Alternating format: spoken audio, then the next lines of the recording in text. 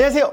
가득가득 차오르는 지식 도파민 과학 커뮤니케이터 이독실입니다. 사실 올 여름은요 정말 더웠습니다. 가을이 온다고 하는 그 입추가 지났는데도 불구하고 도무지 더위가 꺾일 틈이 보이질 않았죠. 근데 덥기만 하면 그나마 괜찮은데 갑자기 동남아 쪽 날씨처럼 스콜이 쏟아집니다. 비가 갑자기 툭 후루루루루 엄청나게 막 쏟아지다가 갑자기 범람하기도 하고 이게 뭔가 싶은 정말 기후변화가 있구나라는 것을 우리가 계속 체감하게 됩니다. 근데 그러다 보니까 당연히 이런 생각이 드는 것 같습니다.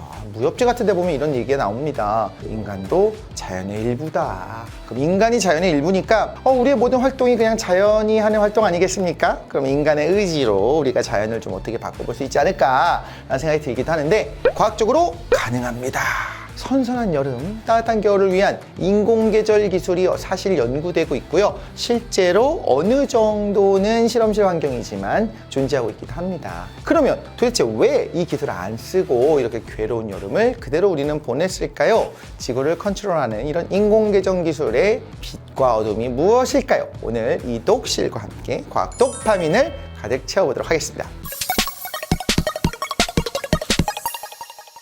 자, 지구의 온도를 낮추기 위한 우리 연구에 대해서 소개를 좀 드리려고 합니다. 첫 번째로 인공 구름이 있어요. 지상에서 구름을 봤을 때 생각하지 말고요. 우주에서를 생각해 볼게요. 자, 우주에서 지구를 딱 바라봤을 때 뭐가 보입니까? 하얀색 구름이 많이 보이잖아요. 하얀색은 빛이 많이 반사되는 겁니다. 그래서 구름이 많으면요 기본적으로 우주에서 태양에서 쏟아져 들어오는 빛을 그 에너지를 반사시켜 버리는 겁니다. 그래서 다르게 말하자면 우주에서 봤을 때 지구가 더 하얗게 보이도록 하고 싶은 거예요. 근데 구름이 있으면요 반사율이 높아집니다. 그래서 태양광이 그 에너지가 덜 들어오게 되지 않겠냐는 거예요. 그래서 보통 일반적으로 에너지가 들어올 때는요 자외선과 가시광선 형태로 많이 들어오다가 반사돼서 나갈 때 적외선의 형태로 변화하게 되거든요. 그래서 우리가 적외선을 많이 흡수하는 그런 가스들을 온실가스다라고 이야기를 하는 겁니다. 만약에 자외선은 잘 들어오는데 적외선을 흡수해버리는 그런 물질이 있다고 한다면 열이 들어오긴 하는데 나가지 못하기 때문에 어떻게 보면 지구의 온도를 높여주게 되는 거잖아요. 자, 근데 우리는 구름의 반사를 높이고 싶은 거예요. 그래서 태양광이 아예 들어오지 못하도록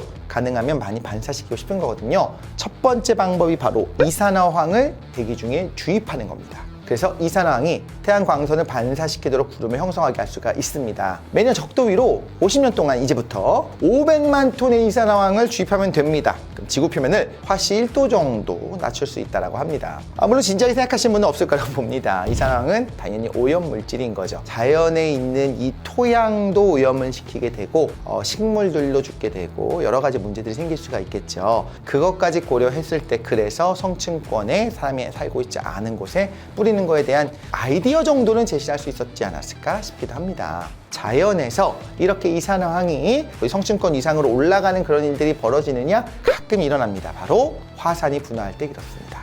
예를 들면 91년에 있었던 피나투보 화산 그리고 탐보라 화산 같은 과거의 커다란 화산들이 분화했을 때요 몇 년 동안 지구의 평균 기온이 낮아졌다라고 하는 기록들이 있습니다. 그런데 결국엔 제 온도를 찾아가게 됩니다. 햇빛을 가렸던 그 이산화황들이 다시 다 때려오기 때문에 그렇습니다. 무겁거든요. 자, 또 다른 방법이 있습니다. 인공구름을 만들 때 이산화황은 좀 위험하기도 한데 바닷물을 이용해서 인공구름을 만들어서 이건 안전하잖아요. 이 구름으로 햇빛을 반사시키면 어떨까라는 생각도 하고 있습니다. 자, 미국 하버드대 연구팀이 또 이런 것도 했습니다. 지구의 온도를 낮추는 거대 풍선을 연구를 했는데요. 지상 20km 정도까지 올라가면 성층권이 됩니다. 여기서 풍선을 터뜨리는데 이때 탄산칼슘의 미세 입자를 그 위에다가 뿌려버리는 겁니다. 그래서 가로 1km, 세로 100m 정도 되는 이런 커다란 얼음 반사층을 만들어서 일단 땅에 도달하게 되는 그런 일사량을 차단을 하는 그런 기술을 생각하고 있는 겁니다. 자, 나사가 제시했었던 그런 지구 대기에 얼음을 뿌리는 방법도 있습니다. 그래서 성층권 아래에다가 얼음 입자를 뿌려요. 그래서 수증기를 줄이게 되면 지구 온도를 낮출 수 있게 된다라는 겁니다. 또 하나, 이건 좀 우주적인 관점을 생각을 한번 해볼까요? 우리가 햇빛이 너무 심하면 양산을 쓰잖아요. 아니, 우주에다가 차단막을 띄우면 되는 거 아니겠습니까? 그래서 지구에 양산을 띄워서 태양열을 차단하는 참 쉬운 방법이 있습니다.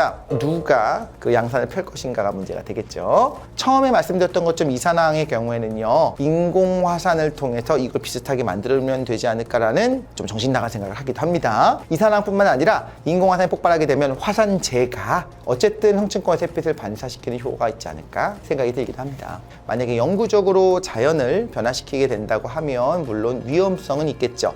우리가 알고 있는 그 설국열차가 말하자면 이런 방식의 부작용이 이렇게 일어나면 어떻게 될까라는 상상인 겁니다. 기후변화 문제에서는요, 사실 음성 되먹임, 네거티브 피드백이 있기 때문에 특정 이상의 변화가 나타나면 다시 그 완화하는 방향으로 상향이 바뀝니다. 예를 하나 들어볼게요. 그래서 만약에 온도가 너무 높아졌습니다. 그러면 수증기가 많이 생기겠죠. 당연히 증발을 많이 하니까요. 구름이 많이 생기면 하얗게 되니까 반사를 많이 합니다. 그럼 다시 온도가 좀 떨어지는 거예요. 그래서 어느 정도 수준의 적절한 온도를 유지하게 되거든요. 이래서 이것이 음성 되먹임, 그래서 네거티브 피드백 상황이 되는 건데, 그런데 기후의 무서움은 어떤 거냐면요, 자발적으로 원래 수준을 찾아가도록 하는 그런 것이 아니라 특정 포인트 이상의 변화가 만약에 생기게 되면요, 그 티핑 포인트라고 하는데, 티핑 포인트를 넘어가게 되면 네거티브 피드백이 아니라 오히려 더 가속화되는 포지티브 피드백이 걸릴 수가 있다라는 거예요. 대표적인 걸 하나 예를 들어보면 이런 겁니다. 북극과 남극의 빙하가 녹는 거죠.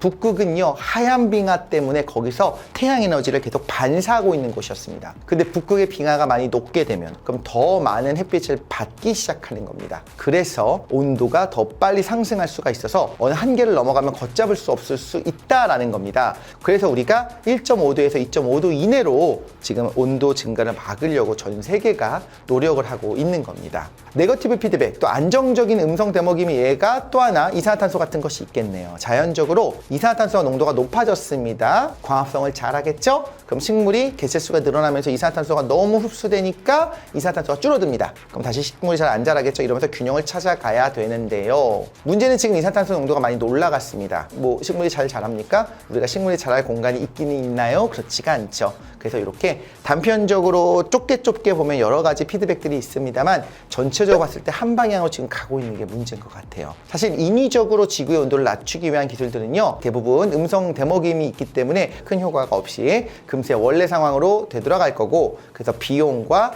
오염 같은 이런 2차적인 문제만 일으킬 것으로 보이는데요. 만약입니다.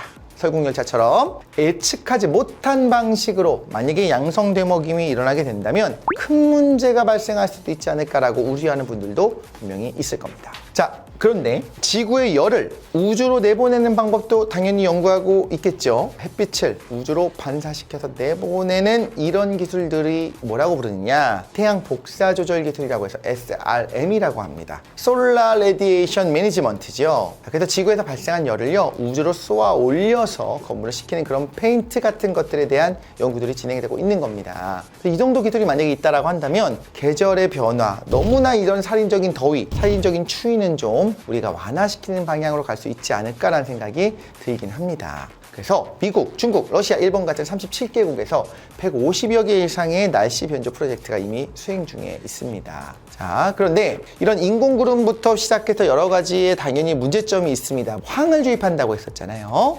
황을 주입하다가 중단하게 되면 지구의 온도가 다시 올라가겠죠. 그때 예상하는 속도보다 훨씬 더 빠르게 온도 증가를 할 수가 있을 겁니다. 변화가 느리게 일어나야 우리가 적응할 수가 있습니다. 근데 그걸 못하게 되면 일단 첫 번째 식물들부터 죽어나가기 시작할 거고요. 특히나 야생동물들은요, 충분한 시간 내에 식물이 변했을 때 거기를 이동할 수가 없어요. 이런 것들이 급하게 일어나면 할 수가 없다는 거예요. 그런데 동물의 한 종이 없어진다고 하더라도 전체 생태계에 커다란 영향을 미칠 수가 있거든요. 그래서 사실 우리의 목표는 이런 겁니다. 변화가 없었으면 좋겠어요. 사실 변화를 막는 것이 가장 좋은데 인간 활동이 아니더라도 기후는 조금씩 변해갈 겁니다. 그렇기 때문에 변화를 거스를 수 없을 텐데, 가능하면 인간과 지금 살고 있는 모든 동식물을 포함한 생명체들이 적응할 수 있도록 연착륙을 하는 것이 최선인 겁니다. 그래서 막다가 끝까지 막다가 갑자기 더 이상 막지 못하게 됐을 때 무너져 버려서 갑자기 확 변화가 일어나게 되면 변화에 전혀 적응을 못하게 될 수가 있다라는 거예요. 그래서 이런 흥미로운 이야기도 있었습니다. 저는 개인적으로는 에어컨이라고 하는 것이 정말 인류를 구원한 발명품 중에 하나라고 생각하는데, 왜냐면 에어컨을 통해서 사람이 살 수 있는 지역이 늘어났습니다. 그런데 이런 게 있습니다. 에어컨이 있다 보니까 인간이요, 기후변화에 취약해졌어요. 열 적응에 취약해졌습니다. 이렇게 한여름이 지나가는데도 불구하고 여전히 어떤 분들은 열 적응을 못한 분도 있을 거예요.